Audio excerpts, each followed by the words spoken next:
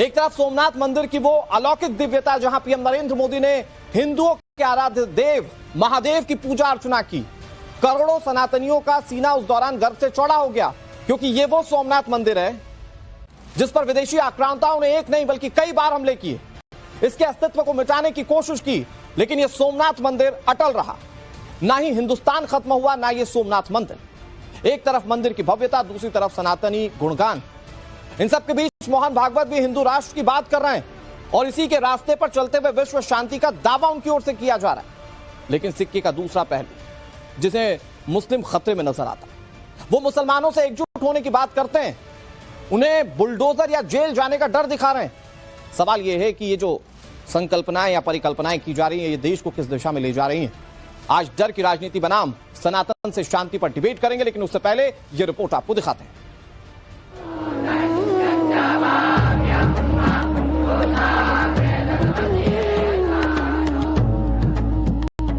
सोमनाथ मंदिर, पीएम मोदी का सनातन संकल्प।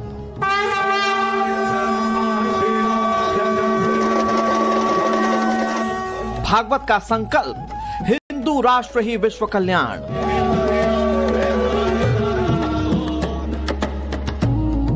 ओवैसी की डर वाली सियासत, मुस्लिमों को दिखा रहे हैं डर।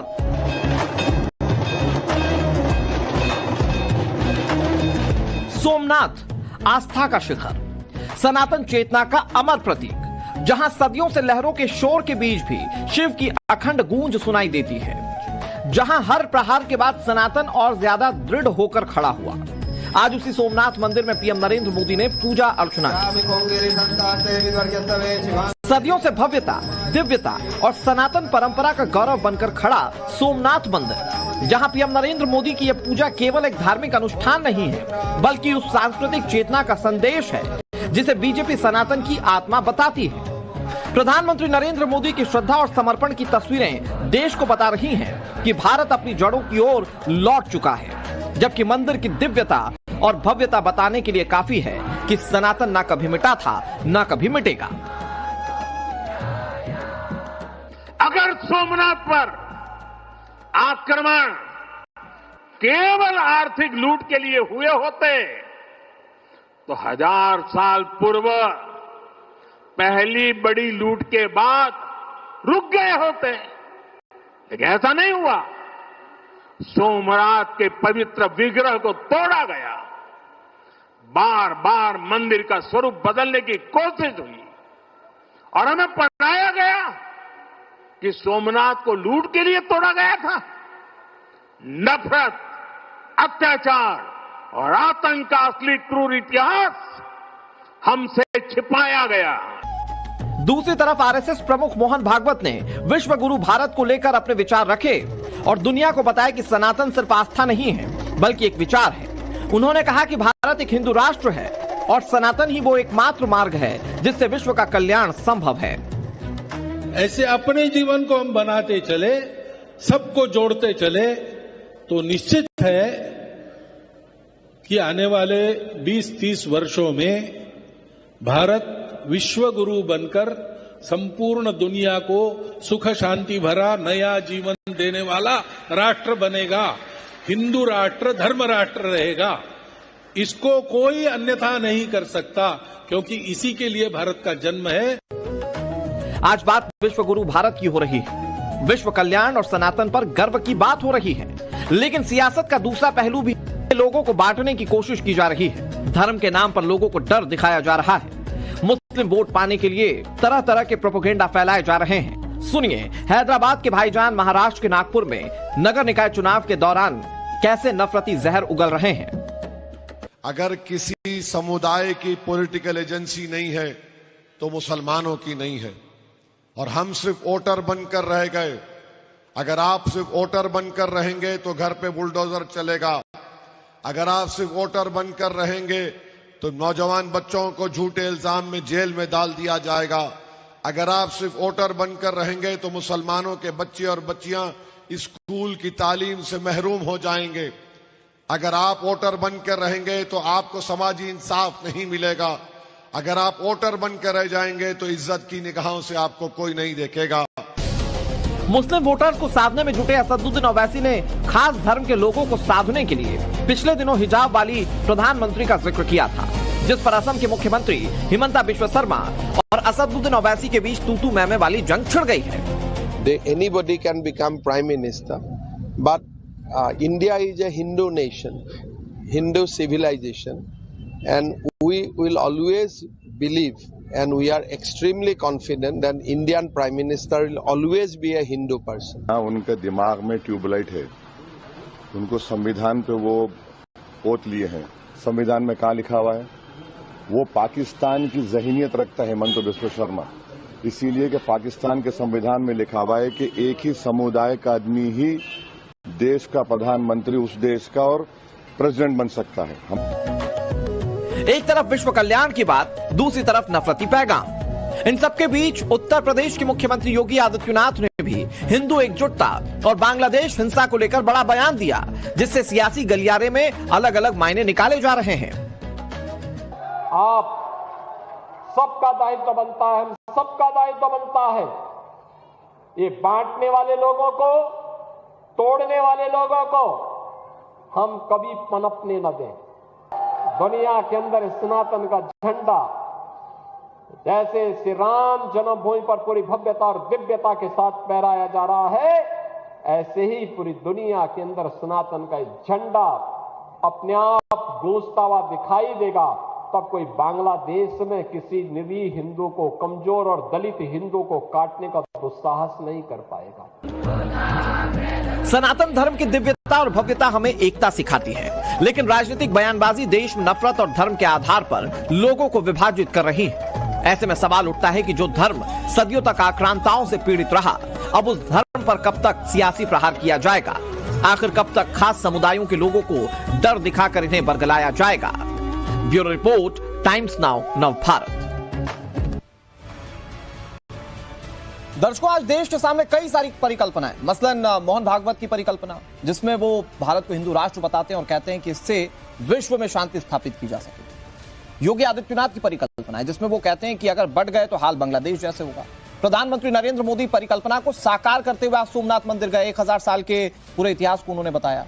तो एक परिकल्पना ऐसी भी है जिसमें कुछ लोग बताते हैं कि मुस्लिमों पर आने वाले वक्त में कैसे दमन किया जाएगा, कैसे उनके मूलभूत अधिकार छीन लिए जाएंगे, और ये परिकल्पना रखने वाले असदुद्दीन ओवैसी हैं।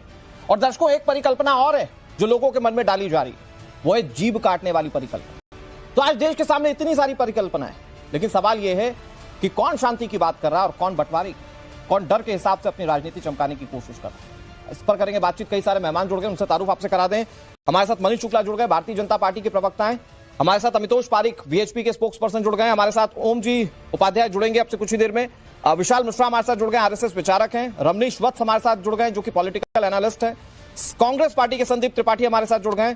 विवेक साइलेस हमारे साथ जुड़ गए, समाजवादी पार्टी के। और हाजी नाजिम खान हमारे साथ जुड़ गए, पीस पार्टी के। सभी मेहमानों का बहुत बहुत स्वागत है। मैं विशाल मिश्रा जी, आप ही से शुरू करता हूं, क्योंकि जब भी बात होती है, चलिए विशाल मिश्रा जी हमारे साथ नहीं है इस अभी चर्चा में, अभी कुछ ही मिनटों में वो हमारे साथ जुड़ जाएंगे, और जब वो जुड़ेंगे तो फिर उनसे हिंदू राष्ट्र की परिकल्पना का वो मतलब समझेंगे कि आखिर वो कहना क्या चाह रहे हैं। क्योंकि जब भी हिंदू राष्ट्र की बात की जाती है तो कुछ लोग संविधान की दुहाई देते हैं और वो कहते हैं कि देश सेक्युलर है, उसमें हिंदू राष्ट्र कैसे होगा। लेकिन मैं मनीष जी फिर शुरुआत आप ही से करता हूं, क्योंकि हिमंता बिश्व शर्मा भी कह रहे हैं कि हिंदू नेशन होगा।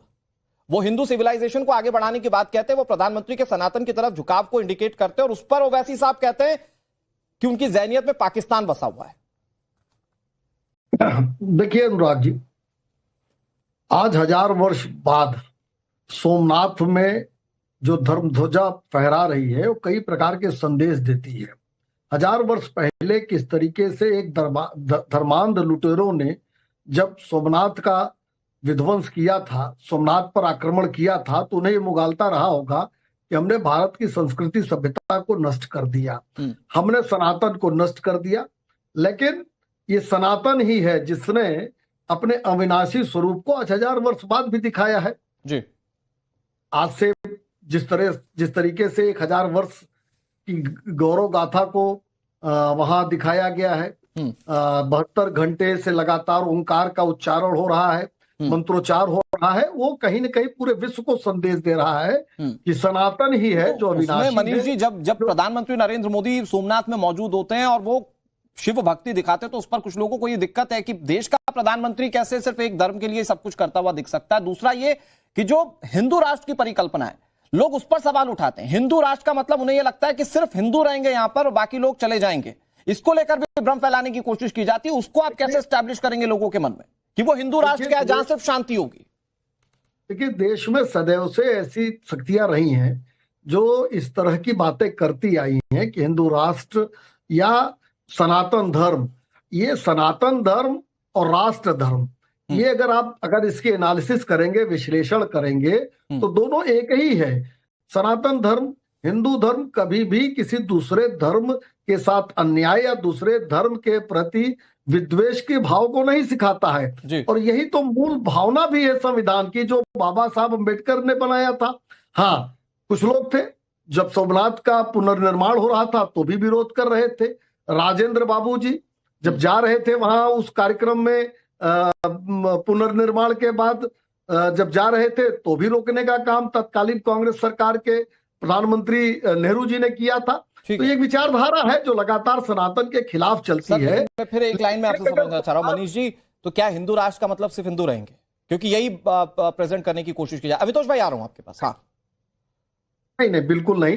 अनुराग जी, मैंने कहा ना, सनातन धर्म, हिंदू धर्म जो भारत की संस्कृति सभ्यता है, ये तो सह अस्तित्व की बात करती है। ठीक है, तो और आप बेसिकली कहना चाह रहे हैं ये हिंदू राष्ट्र नहीं, ये सनातन राष्ट्र हो। क्या हाजी नजीम खान साहब, भाई दो थ्योरीज हैं, क्योंकि हिंदू राष्ट्र पर आप सबसे ज्यादा विफर थे, इसीलिए मैंने सबसे पहला रिएक्शन भारतीय जनता पार्टी से लिया। तो वो हिंदू राष्ट्र की परिकल्पना में ऐसा नहीं है कि सिर्फ हिंदू रहेंगे, सनातनी राष्ट्र होगा जहां पर शांति स्थापित की जाएगी। यही बात आरएसएस चीफ मोहन भागवत भी कह रहे हैं। लेकिन आज देश में कुछ लोग ऐसे हैं जो आप लोगों को यह डर बताने की कोशिश कर रहे हैं कि अगर कंटिन्यू रह गई बीजेपी, या अगर आप लोगों ने मुस्लिमों का नेता नहीं चुना, तो आप लोगों को आने वाले समय में मूलभूत सुविधाओं से भी महरूम रहना पड़ेगा। तो मतलब एक तरफ तो शांति की बात हो रही है, दूसरी तरफ आपको डर के माध्यम से कंसोलिडेट करने की कोशिश की जा रही है, बताने की कोशिश की जा रही है कि एक नेता चुनिए और वो एक नेता संभवतः ओवैसी साहब है।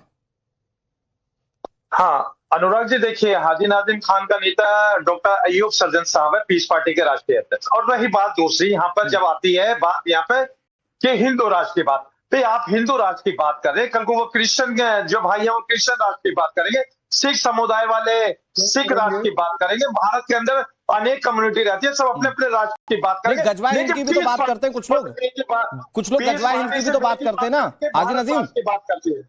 नहीं, कुछ लोग गजवा हिंद की भी तो बात करते हैं, वो भी बोल लीजिए। हाँ अनुराग जी सुन लीजिए। देखिए भाई, पीस पार्टी सिर्फ एक ही राष्ट्र की बात करती है, वो है भारत। और देखिए, भारत एक राष्ट्र है, वो हम सब मानते हैं। लेकिन अगर कोई मेरे भारत के टुकड़े करने की बात करेगा तो ओवैसी साहब टुकड़े तो कर रहे हैं, ओवैसी साहब टुकड़े तो कर रहे हैं, डर बताकर कि अगर आपने नेता नहीं चुना तो आप लोगों को कल को ना शिक्षा मिलेगी, ना स्कूल मिलेगा, ना अस्पताल मिलेगा, ना कोई और मूलभूत सुविधाएं। हाँ अनुराग जी, देखिए बिल्कुल आपने अभी क्या कहा था गजवा हिंद के बारे में। देखिए ना, हम गजवा हिंद की बात करेंगे ना भगवा हिंद की बात करेंगे, हम सिर्फ और सिर्फ अम्बेडकर हिंद की बात करेंगे। देश के अंदर सिर्फ और सिर्फ अम्बेडकर हिंद की बात करते हुए भी उसमें मुस्लिमों को डर थोड़ी बताएंगे आप, या ओवैसी साहब डर थोड़ी बताएंगे? आप मुझे बताइए, आप असल मुस्लिमों की स्थिति क्या, आप बता दीजिए जरा। आज वाकई में क्या ये स्थिति क्या कि मुस्लिमों को डरने की जरूरत है? आप यहां पर बैठे तो क्या आप डर कर बैठे हुए हैं, या आने वाले समय को लेकर डर लग रहा है?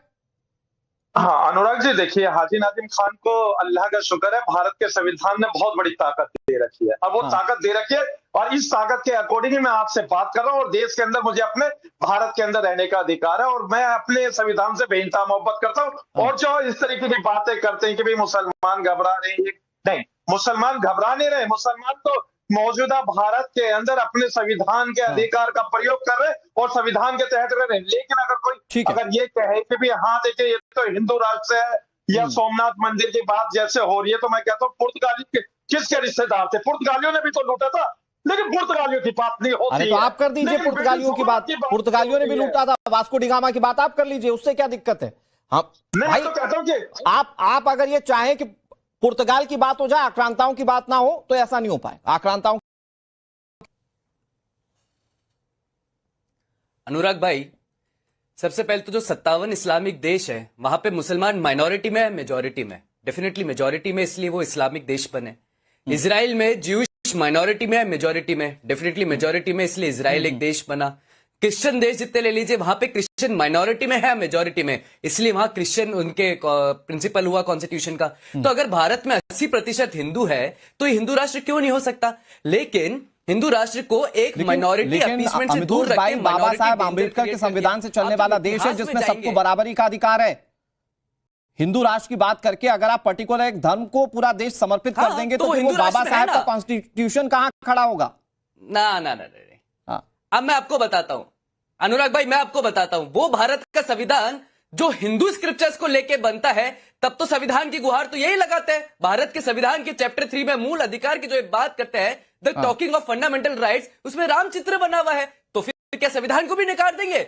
लेकिन जब आप इतिहास में जाएंगे तो जूइश भारत के अंदर में रेफ्यूज लेते हैं, और उसके बाद जूइश भारत के अंदर में, तो we always been a matter of refuge, not a discrimination and appeasement. अभी भारत की बात कर रहे थे हाजिर नाजिम खान, तो विष्णु पुराण में तो यही लिखा है, यत्र भारत वर्ष तदम भारती नाम भारत। हाजिर नाजिम खान, तो विष्णु पुराण में तो यही लिखा है, यत्र भारत वर्ष तदम भारती नाम भारती यत्र संतति।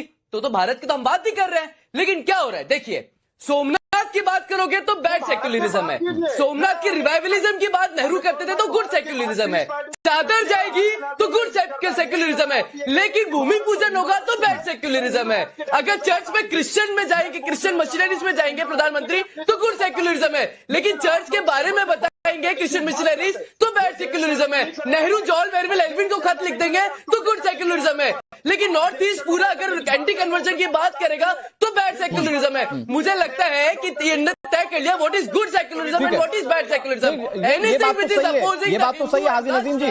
क्या देश को आज गुड और बैड के बीच में बांटा जा रहा है, जिसमें कि मुस्लिमों मुस्लिमों के मन में डर बैठाकर एक अलग लॉबी खड़ी करने की कोशिश की जा रही है? बर्दाश्त नहीं है देश को तोड़ने वाली बात। अरे हाजी नजीम भाई, मैं ये कह रहा हूं कि वो जो गुड सेक्युलरिज्म और बैड सेक्युलरिज्म को बता रहे हैं, मैं उसको सॉर्टिफाई करता हूं।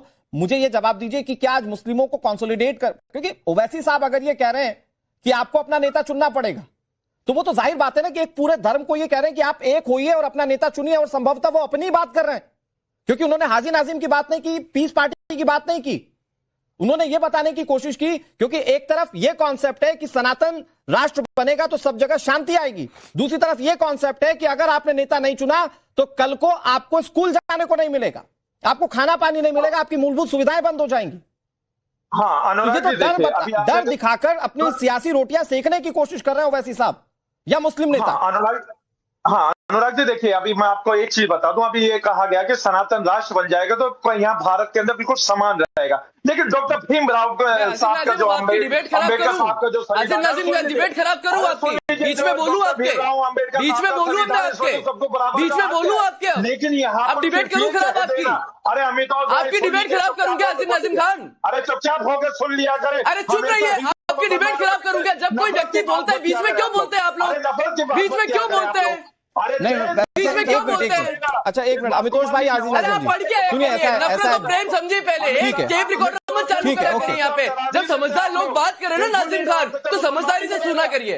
मुसलमान नहीं डरेगा, मुसलमान अपने देश के साथ। अरे कौन दबा रहा है आपको? आप तो हिंदू के गले काट रहे हैं, तंजीजुल्लाह के नारे लगाते हैं, गुस्ताखी नबी के नारे लगा देते हैं, हिजाब वाली की बात करते हैं, पथराव करते हैं, मंदिरें तोड़ते हैं, तो कौन सी नफरत की बात कर रहे हैं आप? सबको डराने की बात करेंगे क्या? ठीक है, ओके नजीम भाई, मैं डिबेट खराब कर दूंगा। ठीक है, ओके अमितोष भाई, नजीम भाई, ओके आप दोनों अब शांत हो जाइए।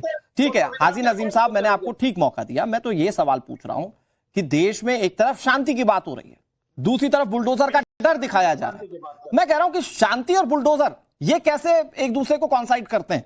और एक व्यक्ति कह रहा है सिर्फ एक ही नेता चुन लो, और वो नेता हो असदुद्दीन ओवैसी साहब, मतलब वही बात करेंगे, वही ठेकेदारी करेंगे सिर्फ मुस्लिम धर्म की, और आप लोग उस ठेकेदार को क्या एक्सेप्ट करते हैं? मेरा सवाल तो ये बहुत सिंपल है। ओके, संदीप त्रिपाठी जी को प्लीज लाइएगा। संदीप त्रिपाठी जी, लेकिन ओवैसी साहब देखिए, मानना ना मानना सब अपनी जगह है, जो लोग मानते हैं वो माने, जो नहीं मानते वो नहीं माने, लेकिन उसमें अगर वो ये कहते हैं कि आप अगर सिर्फ वोटर बनकर रहेंगे, तो वो ऐसा नहीं कि सिर्फ बीजेपी पर निशाना साध रहे, वो कह रहे कांग्रेस पार्टी ने भी सालों साल वोटर समझा, और आने वाले वक्त में अगर ऐसे ही चलता रहा, अगर मुस्लिम लीडर नहीं चुना गया, क्योंकि आप भी सेक्युलर होने का दम भरते हैं, तो वो कह रहे हैं अगर मुस्लिम लीडर नहीं चुना गया तो फिर कल को मुसलमानों को मूलभूत सुविधाएं देश के अंदर नहीं मिलने वाली। अनुराग जी, ओवैसी जी के पहले मैं मोदी जी के जो आज उन्होंने सभा की और हमारे भाजपा के जो साथी ने कहा, उस पर कुछ बातें रखना चाहूँ। पहली चीज, आज ये बताया जा रहा है कि ये 1000 वर्ष हुए हमले को। एनसीईआरटी कहती है कि गजनवी ने भारत पर 1025 में पहली बार हमला किया। स्क्रीन पर रखिएगा। तो सर मेरी बात पूरी हो जाए तब प्लीज चलाइएगा। आप कंटिन्यू। हाँ जी, 1025 में पहली बार हमला हुआ है, एनसीईआरटी कहती है। सरकारी जो दस्तावेज होते हैं जो किताबों में पढ़ाया जाता है। तो अब ये मतलब आप 11 साल से हैं, तो 11 साल से लोगों को गलत इतिहास पढ़ा रहे थे। मोदी जी ने कहा कि हमारा इतिहास छुपा लिया गया, दबा लिया गया। तो 12 साल से आप भुइयां छील रहे थे, मुख्यमंत्री थे, देश को बताया होता है इतिहास। 11 साल से प्रधानमंत्री हो, आज भी नहीं इतिहास बता पा रहे हो, सिर्फ दूसरे को, कांग्रेस को गाली देकर काम चलाओगे। मनीष जी और इनको 30-40 सेकंड दीजिए, मैं फिर आ रहा हूँ आपके यहाँ। मनीष जी जवाब आप कांग्रेस के लोगों से कहिए सनातन जाता कुछ नहीं। क्या है सनातन? इसको पढ़ो, ये तुम्हारे अब्बा ने लिखा है, पढ़ो। नैतिक अधिकारी नहीं, संदीप जी प्लीज भाषाई मर्यादा के साथ बात कीजिए। नहीं सर, ये मत चलाइए, रिक्वेस्ट है मेरी बात। आपने तो ये जो बोल रहे थे चलाए होते उनको टाल देते। अरे भाई जवाब उनको देना है, इसलिए उनको स्क्रीन पर रखा गया। बात पूरी हो जाए। आपकी बात पूरी हो रही है संदीप त्रिपाठी जी, लेकिन भाषाई मर्यादा के साथ बोलिए। नहीं तो ये आप लोग मजबूर करते हो। वो जिस धर्म को फॉलो करते हैं उसमें अब्बा नहीं, उसमें पिता होते हैं। अब्बा होते होंगे आपके, उसमें आप देखते रहिए। वो नहीं होते हैं कैसे, यही मैं बता रहा हूँ, बताते हैं। बताइए, चलिए मनीष जी थोड़ा सा वेट कर लीजिएगा। संदीप जी हाँ, ये अभी सर विश्व हिंदू परिषद के हमारे साथी ने कहा कि संविधान में रामचित्र बना हुआ है। तो रामचित्र क्या आए थे विश्व हिंदू परिषद वाले, वीर सावरकर बनाने, या और कोई बनाने आया था? भाई हम ही थे, संविधान सभा में सबसे ज्यादा सदस्य हमारे थे, संविधान निर्माण में हम थे, तो हम ही ने तो बनाया। और उस सोमनाथ मंदिर को भी हम ही ने संसद में कानून बनाकर बनाया। मतलब गजब गोपनीय करते हो आप लोग। एक राम मंदिर बनाने के लिए आप जो है 84 से मैनिफेस्टो में वादा करके बैठे थे कि जब सत्ता में आएंगे संसद में कानून बनाकर मंदिर बनाएंगे। ठीक है संदीप जी, लेकिन द ग्रैंड ओल्ड पार्टी जिस पर जो ये कहती है हम सेक्युलर है, उस पर ये आरोप लग रहा है कि वो मुस्लिमों को वोट बैंक समझती। मैं तो कह रहा हूं वैसी साहब पर भी बोल दीजिए।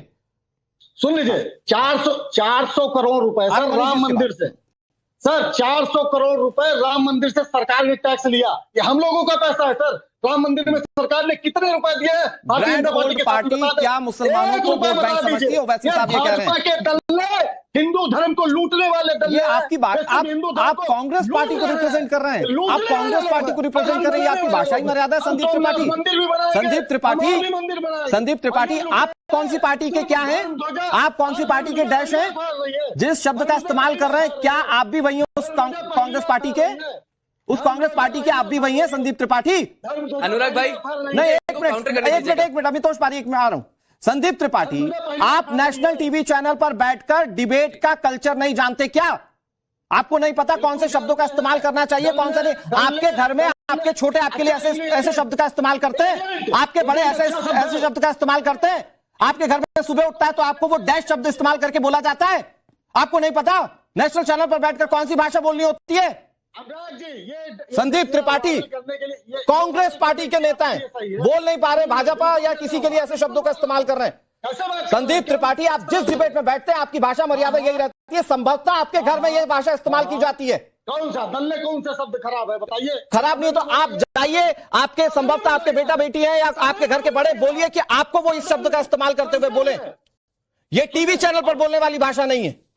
अनुराग जी 10 सेकंड और मैं चाहूंगा। अभी संभवतः आपके घर पर बोलते होंगे लोग ये आपको। अरे सुनिए, ये हो गया, आपका क्लिप चली जाएगी। मोहन भागवत जी ने कहा 23 में 18 में विजयदशमी के कार्यक्रम में कहा कि भारत पहले से हिंदू राष्ट्र है।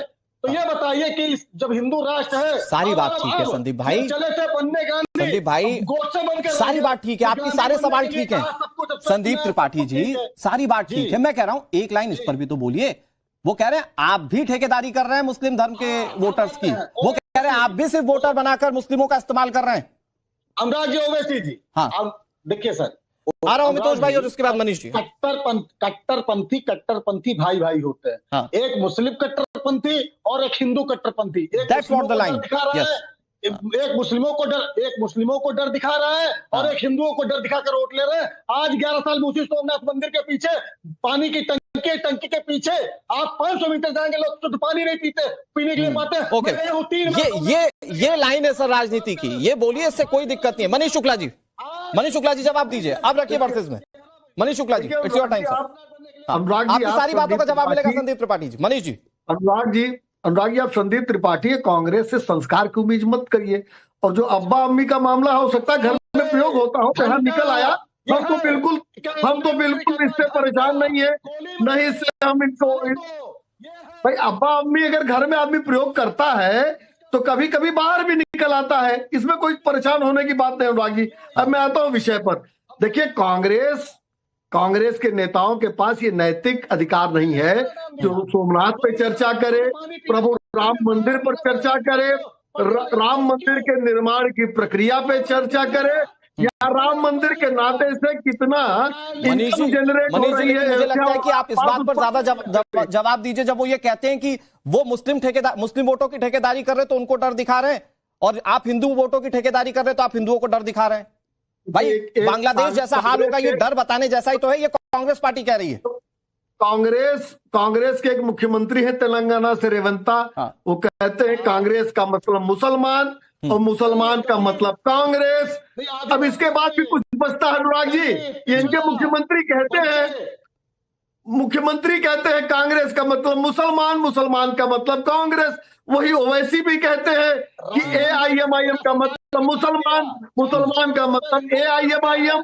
तो ये मिला जुलाकर सबको बनना है मुस्लिमों का लीडर, बिल्कुल है ना। तो वो ये तो आरोप आप पर भी लगते हैं कि आपको बनना है हिंदुओं का लीडर। मनीष जी, हम तो छाती ठोक कर कहते हैं, हम तो छाती ठोक कर कहते हैं कि हमने राम मंदिर के लिए लड़ाई लड़ी, राम मंदिर बने इसके लिए रास्ता साफ किया और राम मंदिर बनवाने में सहयोग किया। किसी को भी वोट की ठेकेदारी का कोई अधिकार नहीं है। काम करिए, जनता के बीच जाइए। अमितोष पारिक जी जल्दी से, सर मैं विवेक साइलेंस जी के पास जाऊंगा, जल्दी से अमितोष पारिक जी। नजीम भाई आ रहा हूं, अमितोष भाई जल्दी से जवाब दीजिए, 20 सेकंड। अनुराग भाई, अनुराग भाई, right, thank you so much. मैं संदीप त्रिपाठी और नाजिम खान से बोलता हूं, मुझे सुनेगा फिर काउंटर करेगा। संदीप त्रिपाठी जी ने सोमनाथ की बात करी तो मैं एक लेटर जुलाई 20, 1950 रिटर्न टू के मुंशी को लिखा है, Nehru question why the Somnath should be rebuild at the time when India facing shortages and economic difficulties. जून 13, 1951 में डॉक्टर एस राधाकृष्णन को नेहरू लिखते हैं, Somnath inauguration is unnecessary first and admitted that he had tried to prevent cabinet minister from absconding. तीसरी बात, राजीव गांधी के समय पे नेपाल के अंदर में मोनार्क गिराने के लिए यूज करा था हिंदू मोनार्क को। ये वो व्यक्ति और वो टेन्योर था जो लगातार तरीके से लेटर लिखता था, चाहे क्रिश्चियन मिशनरीज हो, चाहे एंटी कन्वर्जन कानून हो, चाहे सोमनाथ का रिवाइवलिज्म हो, they were always against the Hindutva. Sandeep Tripathi ji, आपके 20 सेकंड आ रहा हूं, नजीम भाई आ रहा हूं। संदीप त्रिपाठी जी जल्दी से, सर जल्दी से, और प्लीज। देखिए, हमारे विश्व हिंदू परिषद वाले भैया, आप 1964 में आपका संगठन बना, तब भी हिंदू थे, उसके पहले भी हिंदू जीवित थे और हिंदू सरवाइव कर रहे थे, पहली चीज। और अभी आपने 1951 और जुलाई 13, 1951 की बात कर रहे हैं, उसमें जवाब दीजिए। इन दो लेटर में बात करिए, मेरा तो छोड़िए संविधान का जन्म कब हुआ, आप तो इन दो कानून लेटर में बात करिए। सुनो ना, सुनोगे तभी जवाब दूंगा ना। बात करिए, डू यू ऑब्जेक्ट? आप इसको ऑब्जेक्ट करते हैं, आप इसको ऑब्जेक्ट करते हैं क्या? पहले सुनिए ना, हम क्या कह रहे हैं, पहले सुनिए। पहले आपको ये पढ़िए, पहले ये पढ़ लीजिए। आप क्या हो, आप फासिस्ट हो क्या? अरे सुनिए ना, ये बता दीजिए कि सोमनाथ मंदिर का इनोग्रेशन अनुराग भाई इन दोनों लेटर का कंडेम करते हैं, डिनाई करते हैं। नहीं, वो ये तो सच्चाई है ना। अमितोष भाई और संदीप त्रिपाठी जी, प्लीज सारे पैनलिस्ट को रखिएगा। देखिए, बहुत सिंपल सी चीज है, सोमनाथ मंदिर पर हम लोग डिबेट नहीं कर रहे हैं, हम लोग डिबेट इस बात पर कर रहे हैं कि एक तरफ सनातन से शांति की तरफ ले जाने की बात हो रही है, दूसरी तरफ कुछ लोग कह रहे हैं कि नहीं भाई, अगर ये लोग रहे सत्ता में तो आप लोगों को कल को मूलभूत सुविधाएं नहीं मिलेंगी। और संदीप त्रिपाठी जी, आरोप आप पर भी लग रहे हैं कि आप भी सत्ता में आए तो वही होगा मुस्लिमों के साथ। एक मिनट, लेकिन इन सारी कल्पनाओं के बीच में विवेक साइलेंस साहब, आपके एक नेता उठते कहते हैं, मतलब एक तरफ शांति की बात हो रही है, लेकिन आपके एक नेता कह रहे हैं कि मैं जुबान काट दूंगा। देखिए अनुराग जी, आपकी जो शुरुआती रिपोर्ट थी उसमें 3 बात मैंने गौर की। आपने कहा कि हिंदुस्तान में डर की राजनीति हो रही है, दूसरा आपने कहा ओवैसी साहब नफरत का जहर बो रहे हैं, और तीसरी बात जीप काटने वाली बात हुई। तो डर की राजनीति 2024 में याद दिलाना चाहूंगा, माननीय प्रधानमंत्री के भाषणों की तरफ आप लोग का ध्यान उत्कृष्ट करना चाहूंगा कि मंगलसूत्र छीन ले जाएंगे, आपकी भैंस चुरा के ले जाएंगे, यहां तक आपकी बहु बेटियों को उठा के ले जाएंगे। ये डर की राजनीति हमारे माननीय प्रधानमंत्री ने देश के सामने 2024 के चुनाव में रखी थी, कोई उसको डिनाई नहीं कर सकता है। दूसरी बात आपने कही कि ओवैसी नफरत का जहर बोल रहे हैं, तो बड़ी अचंभे की बात है कि अभी तक ओवैसी पे भारत की सरकार एक्शन क्यों नहीं ले रही है? क्यों उनको छोड़ा हुआ? अगर वो हिंदुस्तान में नफरत फैला रहे हैं, तत्काल उनके ऊपर एक्शन होना चाहिए। तीसरी आपने बात कही कि जीप काटने की बात है, तो जीप तो अभी शाहरुख खान की काटने की किसी भारतीय जनता पार्टी की महिला प्रकोष्ठ की किसी अध्यक्ष ने कहा था, उस पर कोई एक्शन लिया गया? नहीं लिया गया। तो आप या सोमनाथ तो जी साइलस सर, या तो आप कार्रवाई के पक्षधर होंगे और या तो आप कार्रवाई के पक्षधर नहीं होंगे। तो ये जीप काटने वाले पर आप कार्रवाई के पक्षधर हैं या कार्रवाई के पक्षधर नहीं है? मतलब अगर आप कह रहे हैं अबू आजमी पर कार्रवाई ना हो, तो फिर महिला बीजेपी की नेता पर भी कार्रवाई ना हो। मैं कह रहा हूं बीजेपी के नेता पर भी कार्रवाई हो और अबू आजमी पर भी कार्रवाई हो। आप में इतने गट्स आप कहेंगे अबू आजमी पर कार्रवाई हो? जो मैं कहना चाहता था अनुराग जी, वो आपने खुद ही कह दिया। आपने बड़ी अच्छी बात कही, अबू आजमी पर कार्रवाई हो। जो इस तरह की वही करे, मैं तो अबू आजम पे भी होनी चाहिए, उस पे भी होनी चाहिए। गट्स की क्या बात है? अगर कोई गलत है तो गलत है और कोई सही है तो सही है। इसमें मेरे और आपके गट्स कहां से बीच में आ जाते हैं? अरे बिल्कुल सर, मैं तो कह रहा हूं, बिल्कुल मैं इसमें गट्स नहीं कर रहा हूं। देखिए संदीप जी भाई, अच्छा लगा, ये अच्छा जेस्चर है कि भाई आप अपने साथी पैनलिस्ट के उस पर ताली बजाएं।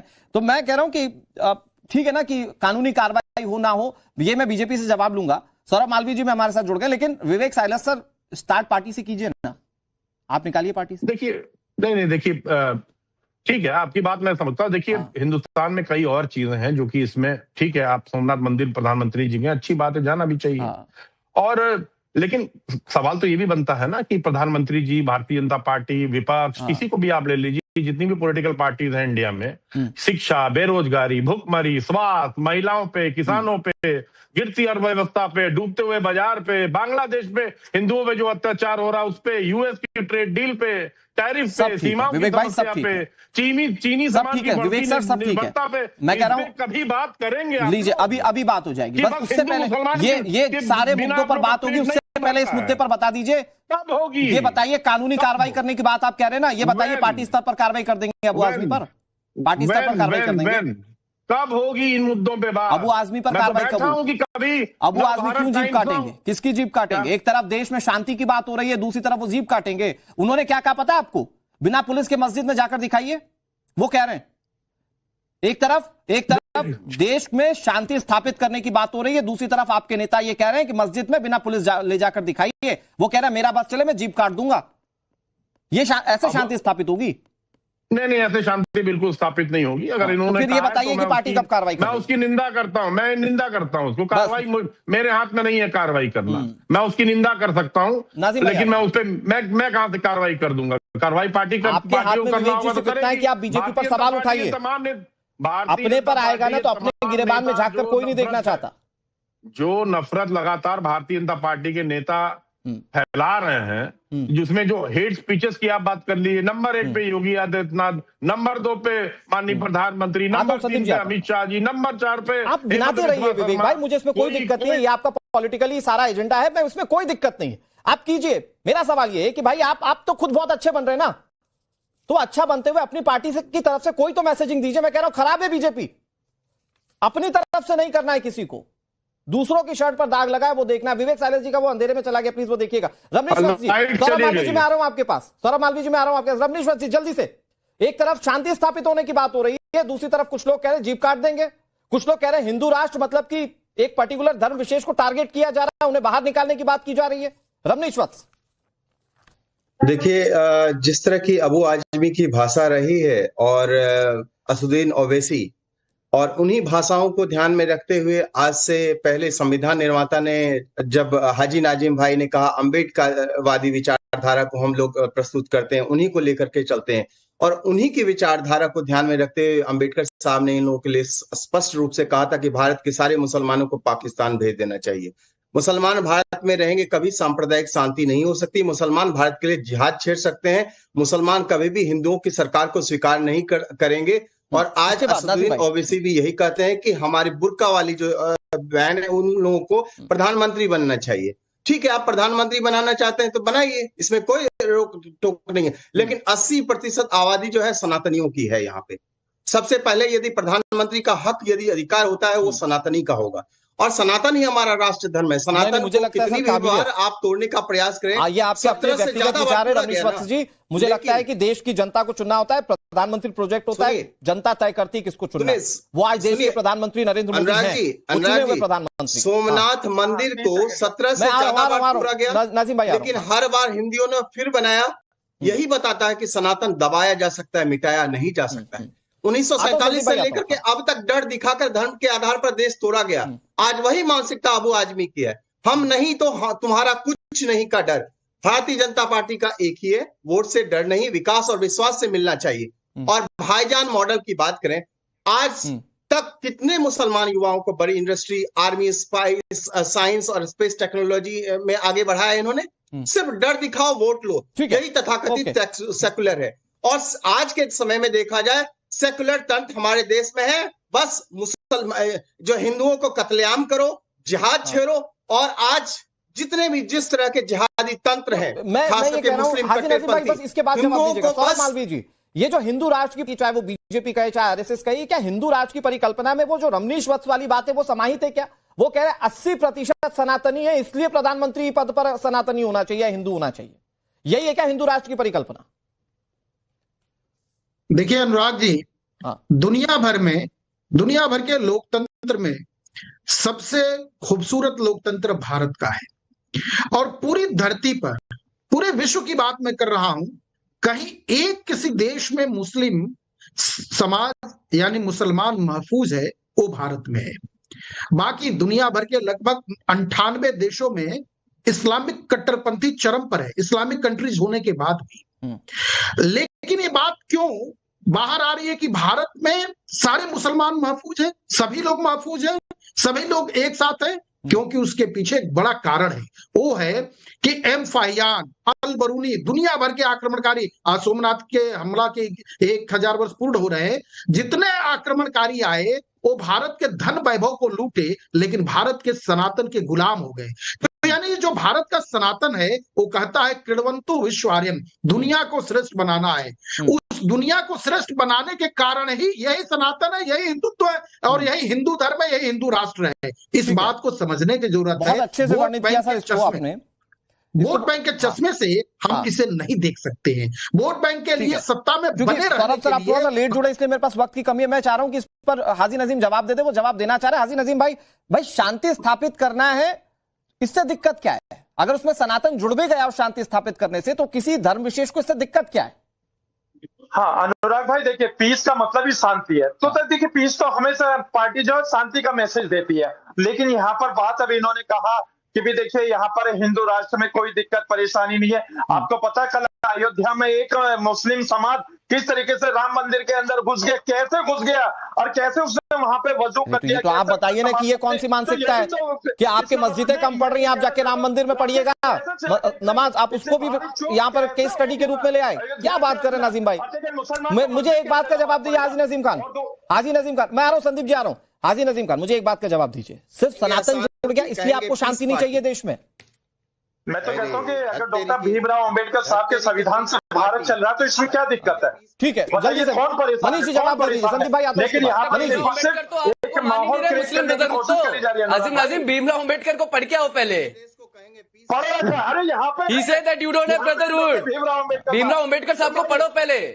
नहीं, हमने पढ़ रखा, उनके संविधान में पढ़ रखा। ठीक है, डॉक्टर भीमराव अंबेडकर साहब के संविधान। आपकी पार्टी का नाम पीछे पर आपकी जुबान नफरत की। हाजिम नाजिम, दोनों कॉन्ट्रेरी चल रहे हो आप। देश के अंदर टुकड़े हो तो दोनों कॉन्ट्रेरी चल रहे हो। टुकड़े बर्दाश्त नहीं कर सकते, ये भारत है। नहीं सर, टुकड़े की बात कोई नहीं कर रहा है। आप खुद बताने की कोशिश करें कि टुकड़े हो जाएंगे। यहाँ टुकड़े नहीं होंगे देश के, ये बात सब सुन ले, देश के टुकड़े कभी नहीं होने वाले। टुकड़े वाले हमें पूरा भरोसा है हमारे देश पर, इसकी संस्कृति पर, मुस्लिमों पर भी भरोसा है, हिंदुओं पर भी भरोसा है। ठीक है मनीष जी, जल्दी जवाब दे दीजिए। ये क्या सनातन नाम जुड़ जा रहा है इसलिए शांति के साथ इस शांति को एक्सेप्ट नहीं कर रहे हैं?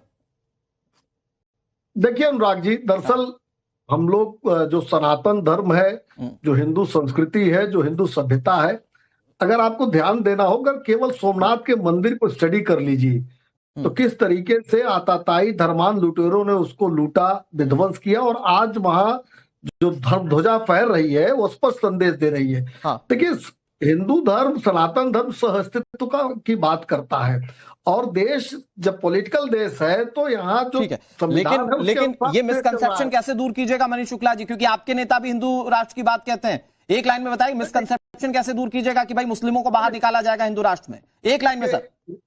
इसमें किसी को भ्रम नहीं है, भ्रम केवल जो पॉलिटिकली मोटिवेटेड ठीक लोग है, हैं, सिर्फ पॉलिटिकली मोटिवेटेड लोगों को डरा रहे हैं। जल्दी से संदीप त्रिपाठी, इसके बाद अमितोष भाई आ रहा हूं, फिर विवेक सर। संदीप त्रिपाठी जल्दी से सर, 20 सेकंड। देखिए सर, मनीष जी सहअस्तित्व की भी बात कर रहे हैं और अभी उन्होंने कहा कि हाँ हिंदुओं के ठेकेदार हैं, तो सहअस्तित्व की बात तो दोनों एक विरोधाभासी बातें हैं। कैसी बातें आप करते हैं? यही आपका चरित्र है। सच है कि आप ना हिंदू के हैं ना मुसलमान के हैं, सिर्फ आपको वोट की राजनीति करनी है। तो क्या कहते हैं गुजरात में संदीप चुनाव जी? है, इसलिए मोदी जी सोमनाथ पहुंचे हैं। ठीक है अमितोष भाई, जल्दी अमितोष भाई लास्ट 10 सेकंड आपके। 300 रुपए लगा दिए। अनुराग भाई, आपने बात कही कि शांति कैसे प्रतीक होगी, शांति कैसे सनातन के अंदर में, तो हम हमेशा एक बात करते हैं, ओम शांति अंतरिक्ष शांति, पृथ्वी शांति, अपहा शांति, अशुद्ध शांति, वनस्पति शांति, ठीक है सर, ब्रह्म शांति, लेकिन जब सियासत इसमें सम्मिलित हो जाती तो वो शांति नहीं दिखती है। For more of such videos, do like, share and subscribe to ET Now Swadesh.